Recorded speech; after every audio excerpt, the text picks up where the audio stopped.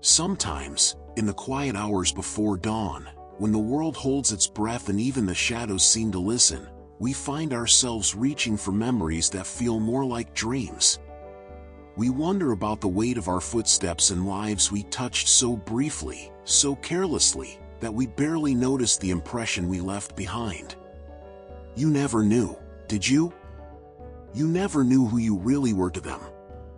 That afternoon when you stopped to help a stranger with their broken-down car on the side of the highway, you thought it was nothing more than 20 minutes out of your day. But for them, it was the moment they learned that kindness still existed in a world that had been showing them only its sharp edges. They went home that evening and told their spouse about you, about the stranger who didn't have to stop but did. They remembered your smile, the way you rolled up your sleeves without hesitation, how you refused their offer of gas money. You never knew that story became part of their family folklore, told at dinner tables for years to come. There are still good people in this world, they would say, and they would think of you. We spend so much of our lives convinced of our own insignificance, don't we? We measure our worth in the grand gestures, the obvious victories, the moments when we're certain we've made a difference. But life, it seems, keeps its deepest secrets in the smallest exchanges. In the brief encounters that slip past us like morning mist, barely noticed, barely remembered, by us. But oh, how they remember! Think of your hands for a moment. Look at them now, if you will. See the lines that map out decades of reaching, holding, giving, working. These hands have touched more lives than you could ever count.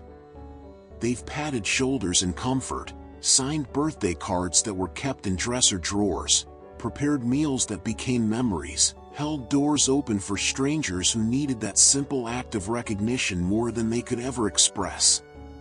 Your hands were the first thing your children reached for when they were afraid.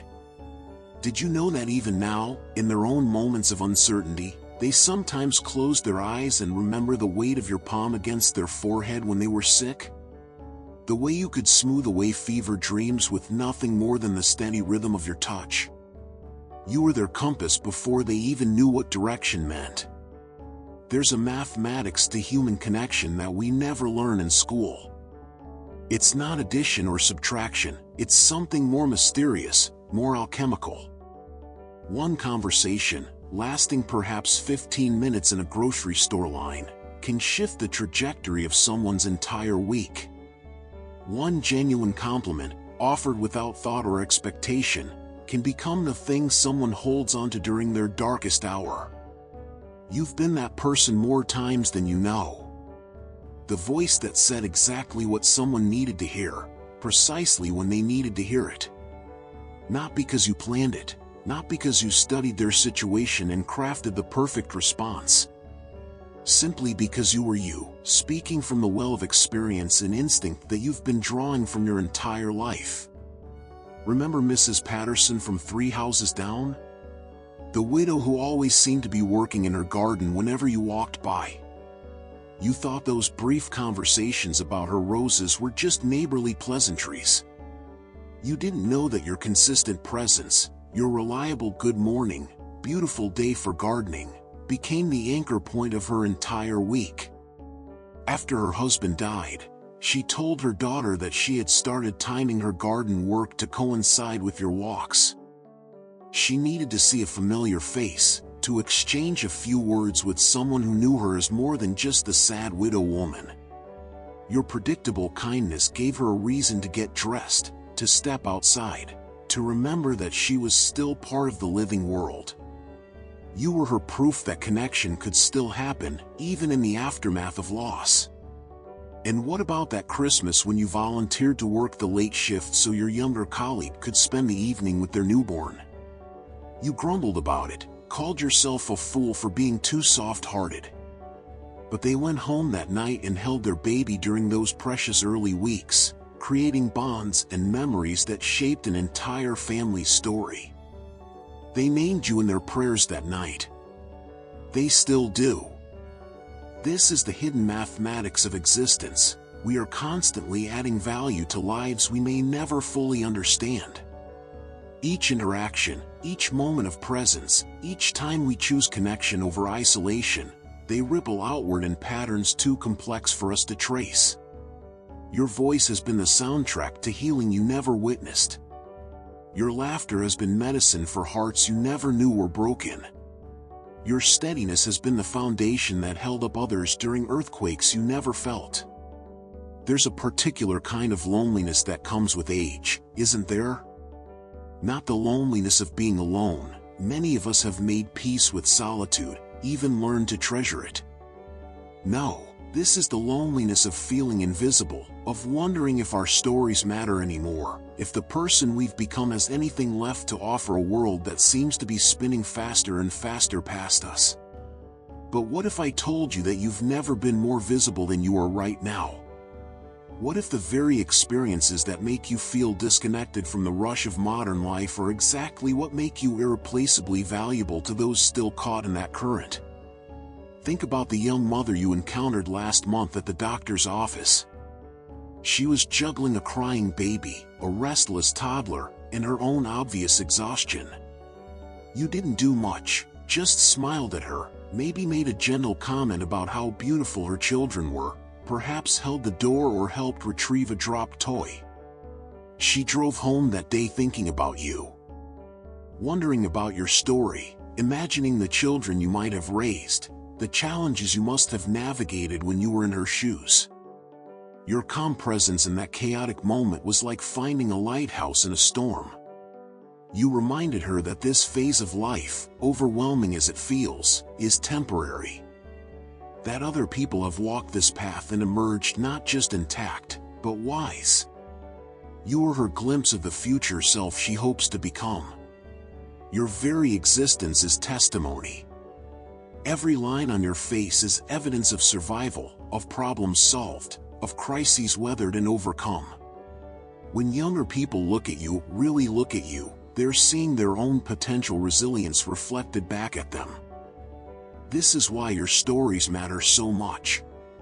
Not because they're extraordinary, but because they're proof. Proof that ordinary people can endure extraordinary challenges. Proof that hearts can break and heal and break again and still keep beating. Proof that love persists through loss, that hope survives disappointment, that humans are remarkably, persistently resilient.